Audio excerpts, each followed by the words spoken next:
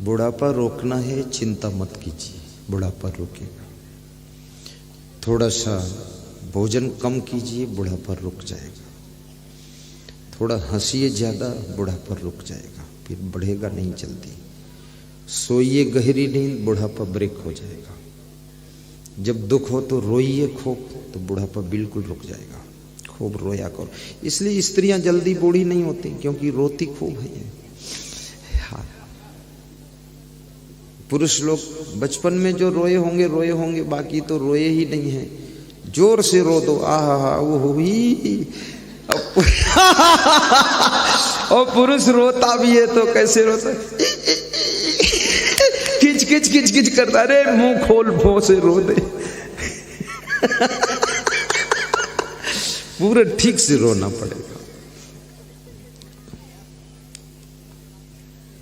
रोने से जो आंसू निकलते हैं ना, ये आंसुओं से वो केमिकल निकल कर बह जाता है, जो मनुष्य को बूढ़ा करता है, जो मनुष्य को कमजोर करता है, बीमार करता है, हार्ट अटैक करता है। वो केमिकल आंखों के माध्यम से बह जाता है, वो केवल रोने से निकलता है।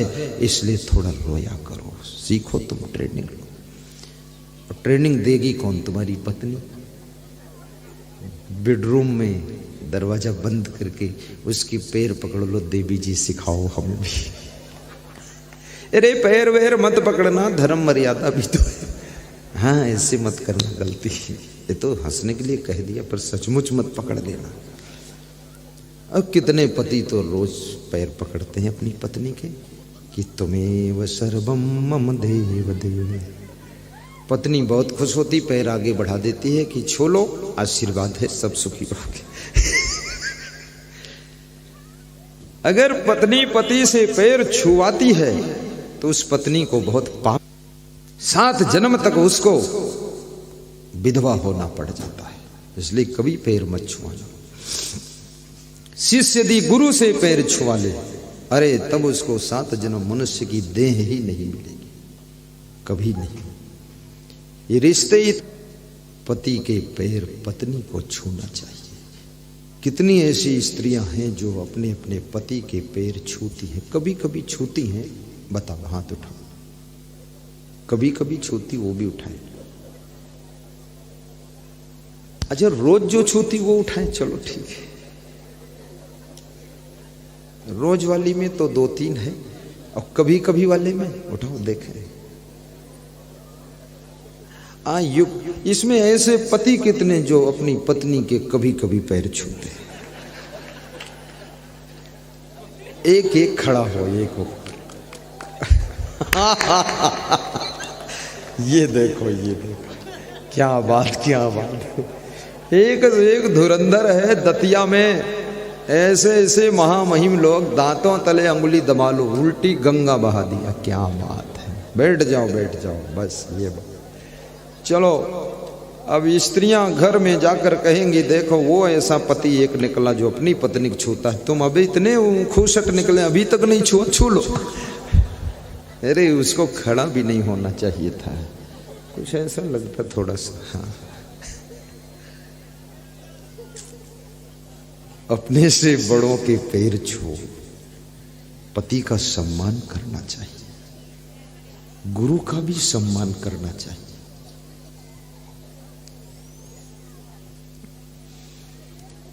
तुम ही मेरे मंदिर, गाइए।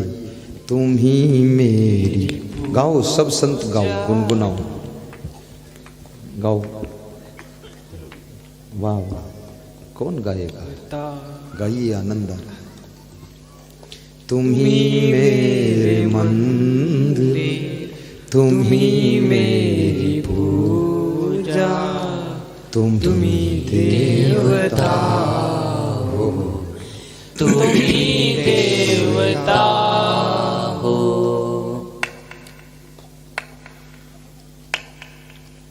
बहुत अच्छी पंक्तियां हैं। इन पंक्तियों को याद कर लेना। कभी कभी अपने घर में गुनगुनाना इनको, बहुत शांति मिलेगी। सुर हो ना हो, लेकिन फिर भी गाने का अभ्यास कीजिए। और अपने दादा दादी के भी पैर छू। और मैं पतियों से भी कहूंगा, अपनी गरिमा बनाकर रखो, दारू मत पियो, बीड़ी मत पियो, सिगरेट मत पियो, और अपनी धर्म पत्नी को तंग भी मत करो, थोड़ा प्रेम से रहो। क्योंकि सदगुरु कबीर साहब कहते हैं, 2.5 अक्षर प्रेम का पढ़े सो पंडित हुए।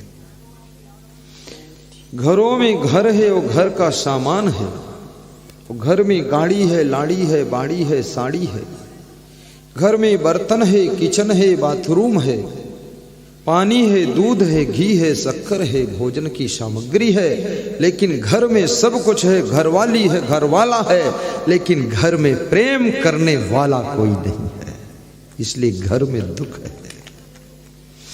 कितने लोगों ने बहुत अच्छा घर बनाया, लेकिन घर में रहने वालों में प्रेम नहीं है। तुम इंतजार मत करो कि मुझसे कोई प्रेम करे, तुम स्वयं उनसे प्रेम रखो। और मनुष्य को प्रेम का सागर भी कहा गया है।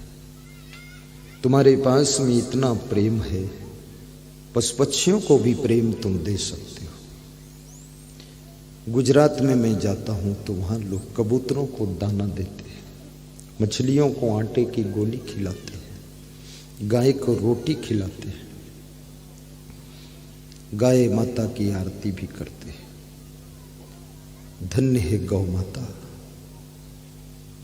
गुरुदेव तुम्हारी जय जय हो, बहुत महान है। पेड़ पौधों से भी प्रेम रखो, अपने घर के बच्चों से भी प्रेम रखो। यदि आपको अपने बच्चों से विशेष प्रेम है तो आप फिर दारू नहीं पियोगे, क्योंकि बच्चों की चिंता रहेगी कि बच्चों का भविष्य बनाना है, अच्छे स्कूल में पढ़ाना है, पैसे बचाना है। यदि आपको अपनी वाइफ से बहुत प्रेम है तो आप दारू नहीं पियोगे, क्योंकि दारू पीने से आपकी वाइफ दुखी होती है, उसको खुश करने के लिए तुम दारू छोड़ दो। किसी विशेष प्रेम में पड़ करके भी मनुष्य बुराइयों को छोड़ देता है। और याद रखना, वासना के जाल में फंस करके मनुष्य अच्छे अच्छे लोगों का प्रेम भी तोड़ देता है। ये वासना आपकी पवित्र प्रेम को भी खंड खंड कर देती है, और ये काम वासना आपकी अंतःकरण की शुद्धि को भी मलिन कर देती है। इसलिए इस वासना को उपासना से जीतने की कोशिश करो। उपासना में इतनी शक्ति है कि आपकी वासना शून्य हो सकती है, और जिसने वासना को जीत लिया वो इस पृथ्वी के ऊपर नर हो या नारी हो, लेकिन वो देवी देवता से कम नहीं है, देवी देवता से कम नहीं।